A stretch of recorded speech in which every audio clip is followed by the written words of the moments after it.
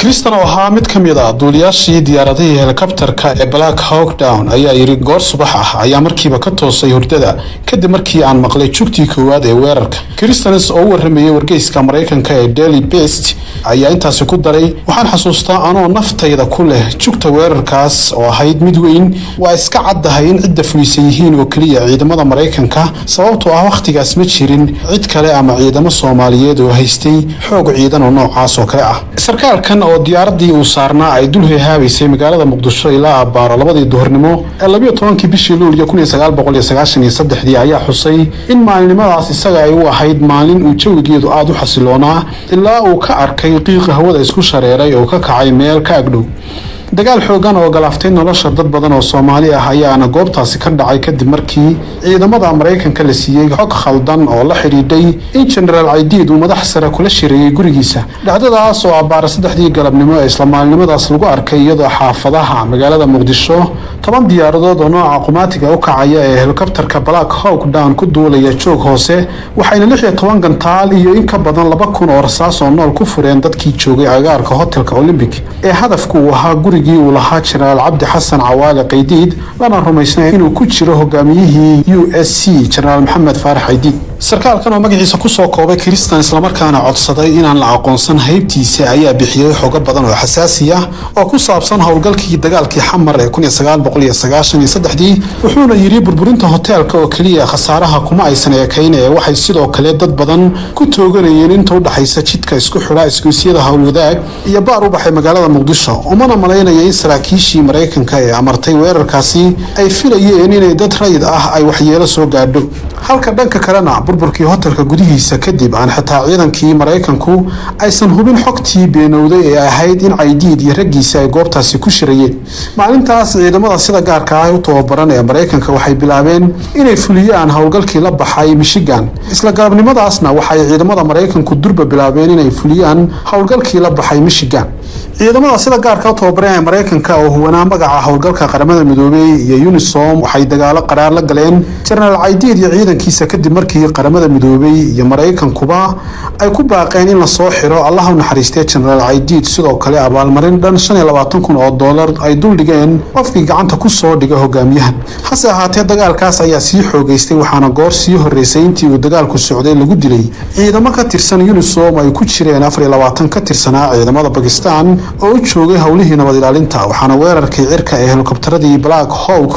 iyo howlgaladii ciidamada Mareykanku ay fuliyeen ay uga dhignaayeen jawaabo lagu joojinayo xiisadaha sii kordhayay iyo aaridda askartaasi. balse halkii ay ku weerari lahaayeen General Aidid iyo raggiisa sida ay qabeen ciidamada Mareykanku waxay taa beddelkeeda weerareen dad shacab ah waxayna geysteen gabood fallo ka dhan ah xuquuqda aadanaha iyo ku xadgudubka sharciga bani'aadanimada kaasoo horseeday dhimasho iyo dhaawac dad badan oo rayid ah. waxaana weerarkii lagu qaaday guriga Cabdi Qaydid la doonayay in lagu dilo Aidid uu noqday mid si weyn uga weeciyay wadadii iyo waliba ujeedadii qaramada midoobay iyo Mareykanku uu ku lahaa howlgalkii Soomaaliya ee nabad ilaalinta. si kastaba ha noqotee waxaa maanta jira casharo aad u muhiim ah oo aan ka baran karno howlgalkii Michigan. maxaa yeelay tan waa markii ugu horeysay ee qof ama sarkaal Mareykan ah oo xogaal u ahaa arintan uu qirto howlgalkan inuusan gaadhin himilooyinkii laga rabay balse uu keenay oo kaliya in la weeraro dad rayid ah. Soomaalida waxaa la ilaa in ka badan 700 qof inay uga dhinteen halka tiro ku dhow 1,000 qofna ay ku dhaawacmeen.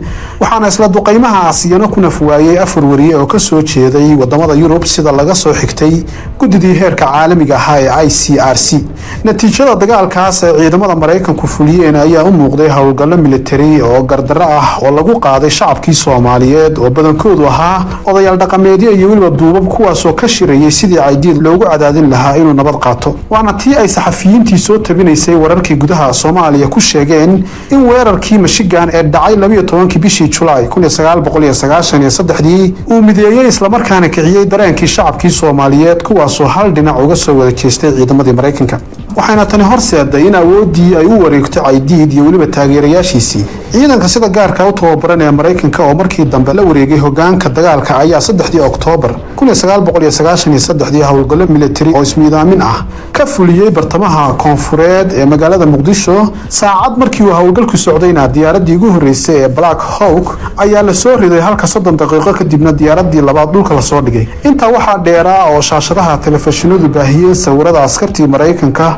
oo meydkooda jidadka la jiidayo howlgalkaas oo ay qayb ka ahaayeen diyaaradaha Black Hawk ayaa Mark Bowden uu ka qoray buug ugu magac daray Black Hawk Down waxaana sidoo kale laga sameeyay filim lagu magacaabay Black Hawk Down oo ka turjumayay qisadii dagaalka dhanka kalena Scott Peterson oo ahaa wariyihii ugu horeeyay ee soo gaadha goobtii Black Hawk duqeysay oo dhaawac ka soo gaadhay mindi madaxa looga dhuftay isagoo dad badan ay eeryanayeen ayaa yiri shaki kuma jiro in cadhadani dadku marka ay qaadeen ay gacan sabab u ahayd siina shiday xiisadihii xaddaafka ahaa ee ay Soomaalidu u muujisay ciidamada Mareykanka ee dambe gaar ahaan dhacdadii caanka ahayd ee lagu soo riday labadii diyaaradood ee Black Hawk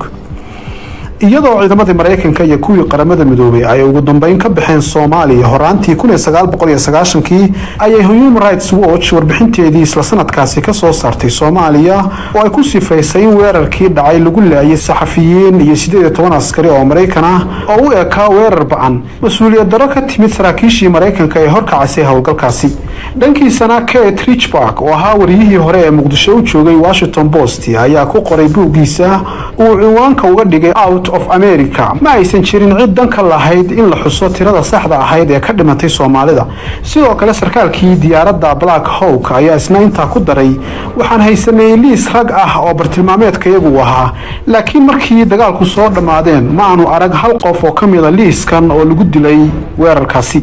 sarkaalka lagu magacaabo Kristen ayaa isaga fadhiistay shaqadii ciidanka kadib markii guud ahaan howlgalkii Michigan iyo dagaalkii Muqdisho uu ka soo gaaray xanuuno iyo waliba shoog wuxuuna 25 sano kadib sheegay inuu wali ka fikirayo dagaalkii bishii July 12keedii ee 1993 si kastaba ha noqotee Mareykanka ayaa ku guul daraystay inuu gacanta ku soo dhigo General Maxamed Faarax Aydiid iyo ragiisii taasoo ugu dambeyntii keentay in Mareykanku ku soo afjaray howlgalkii uu ka waday gudaha Soomaaliya wuxuuna si rasmi ah uga baxay Soomaaliya bishii Maajo 1994